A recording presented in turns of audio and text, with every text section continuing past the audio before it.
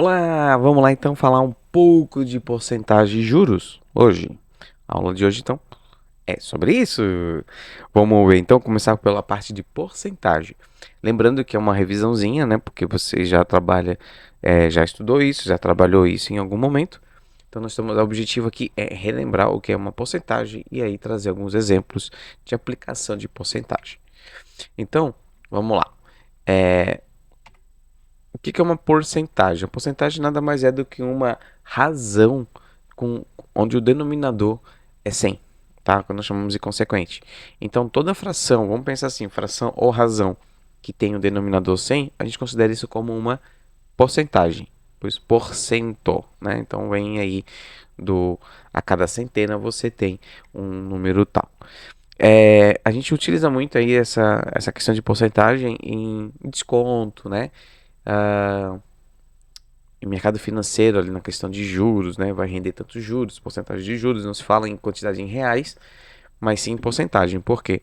Porque vamos pensar que você vai fazer um investimento e que se cada um fazer um investimento diferente, o rendimento vai ser diferente. Então não tem como uma instituição financeira garantir para você que você vai ter R$ 1.000 de rendimento se você aplicar 10 centavos, né? Então você vai ter um rendimento proporcional àquilo que você aplica.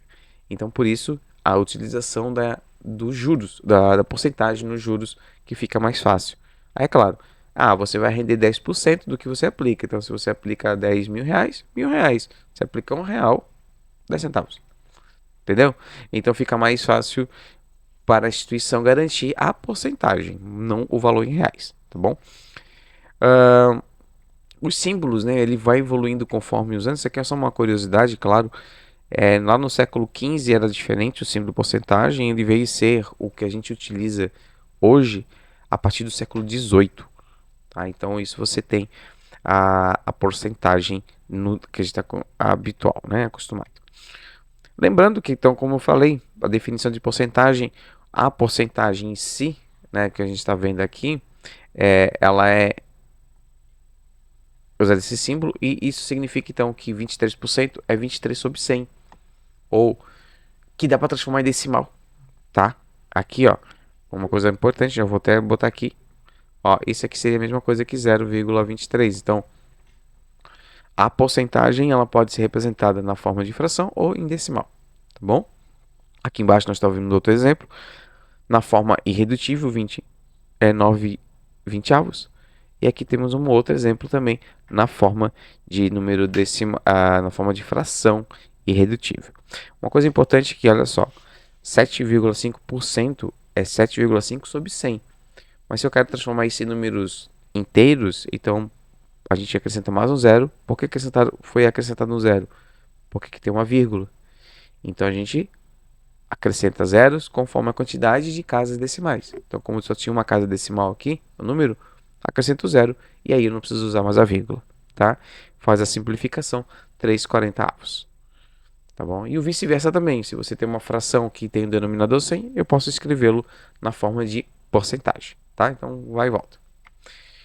Então, outros exemplos ali, a porcentagem pode ser acima de 100%, ela não fica fixa 100%, tá? Ela é infinita. Na forma de número decimal seria 1,29, que seria a mesma coisa que 129 por 100, tá? Então, você tem aí essas maneiras de representar uma porcentagem. Como calcular essa porcentagem?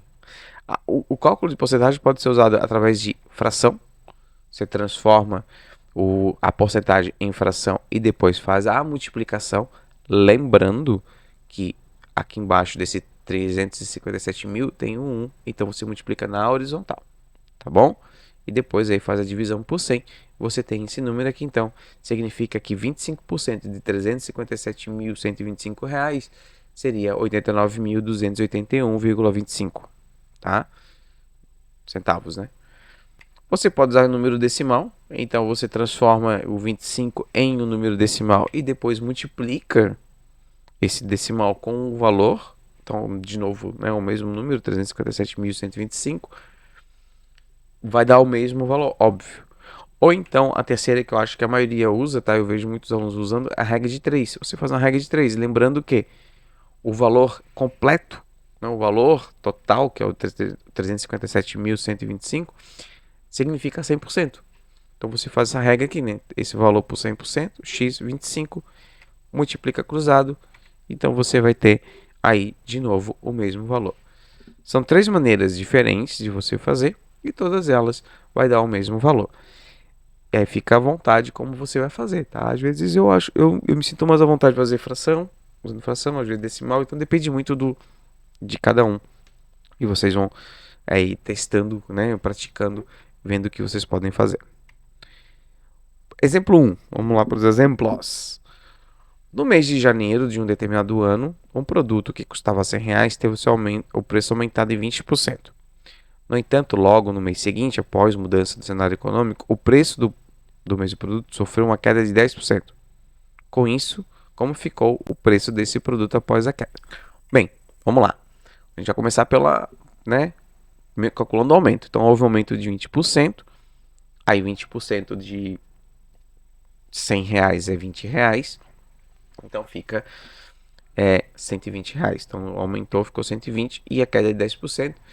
Aí, você tem 120, desculpa, 100, né? Menos 10, então fica 90%. E aí você multiplica. Como houve uma queda, né, 10%, então o produto não custa mais 100%, ele custa só 90%.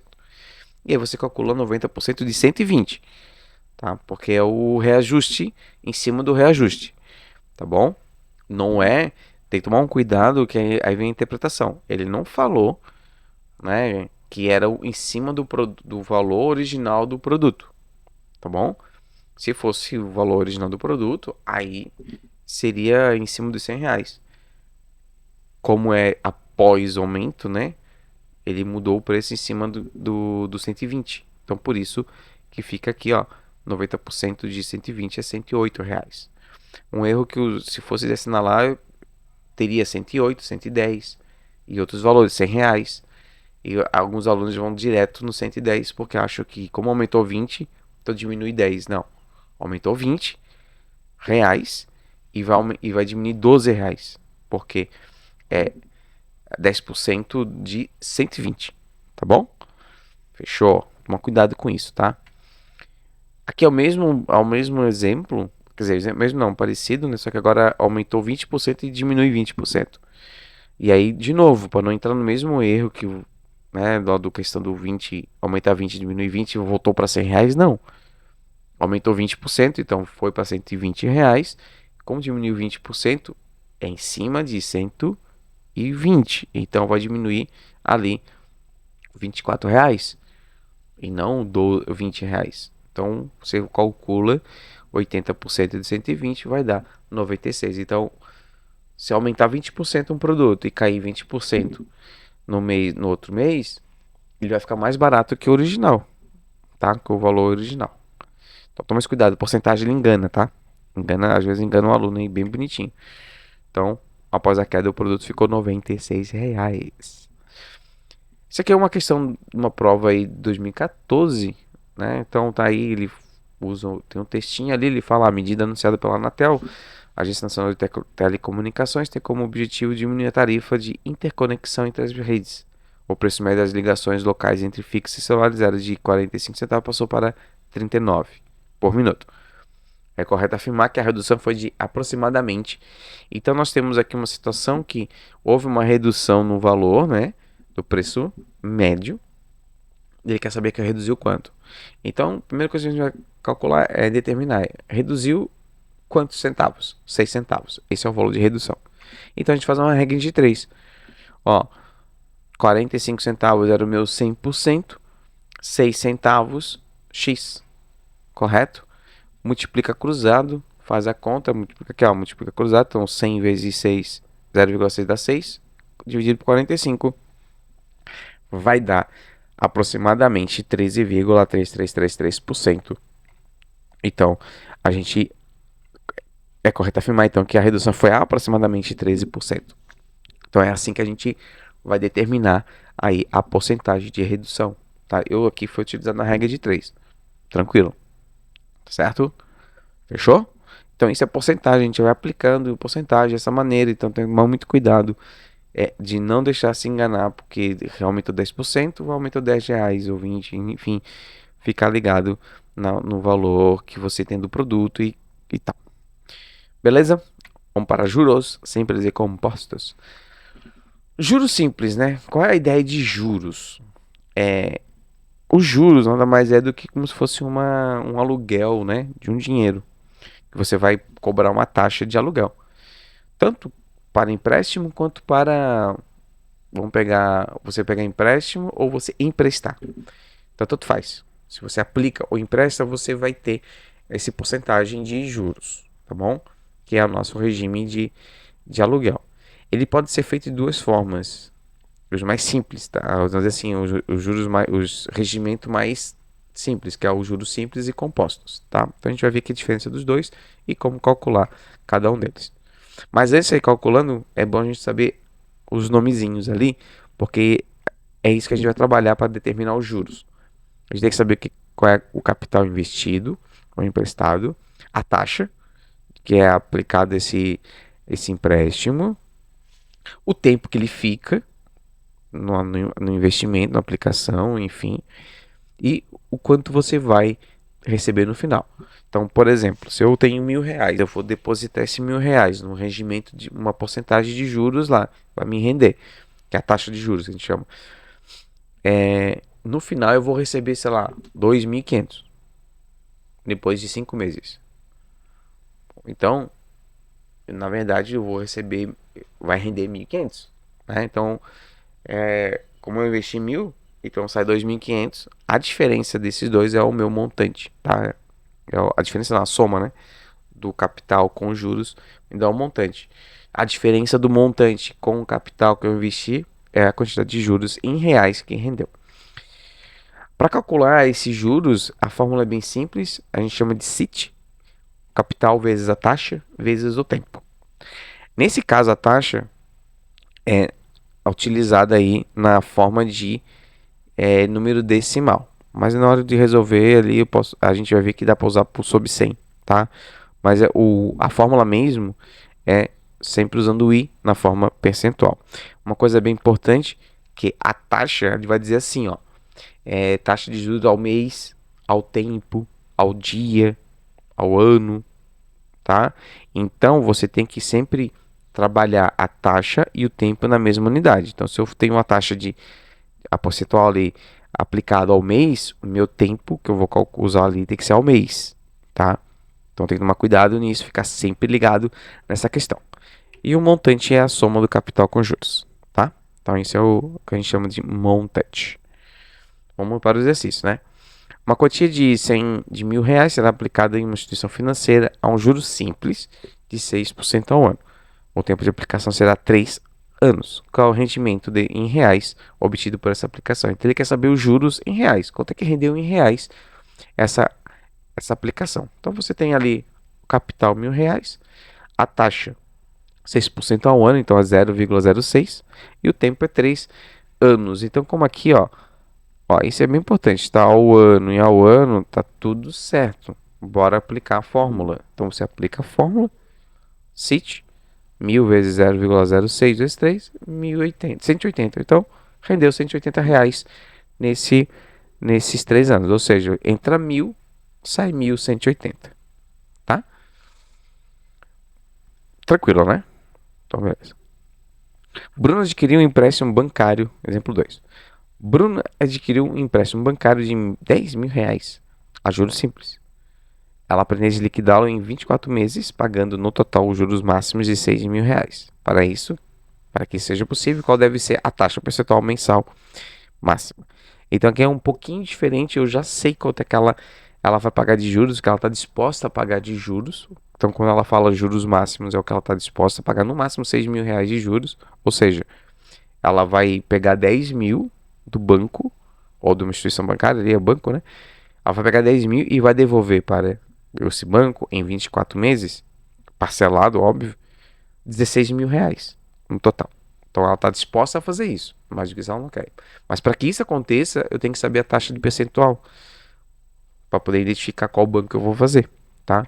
Então aqui muda um pouco, porque nós temos aqui, ó, os juros, então tá aqui os juros 6.000, temos aqui o capital, que é um caso, no caso o que foi emprestado, e nós temos aqui o tempo. Então tá aqui os três, e o meu I é o que eu vou determinar em decimal, que vai ser depois em taxa percentual, tá? Então você faz só substituição de variável aqui, ó, por isso que é importante você coletar as informações corretamente, né? Ver quem é o juros, tal, tal. A ideia é o seguinte: quando eu aplico o CIT, eu tenho 4 grandezas: juro, capital, taxa e tempo. Se eu quero saber juros, eu vou saber os outros 3. Se eu quero saber, como é no caso ali, a taxa, eu sei o tempo, eu sei o capital e eu sei os juros. Você é obrigado a ter 3 grandezas, os valores de 3 grandezas para descobrir a quarta, tá bom? Enfim, então faz o processo ali, chega no final, você determina que é 2,5% o máximo que ela pode, ela está disposta a pagar.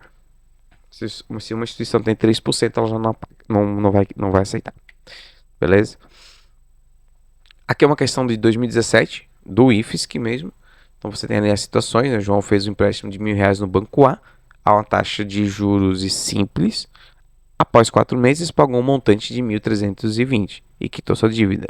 Dona Maria fez um empréstimo de 1.200 no banco B a uma taxa de juros simples. Após 5 meses, pagou um montante de 1.800 e quitou a dívida. Então, a taxa de juros simples cobrada pelo banco A e pelo banco B, respectivamente, é.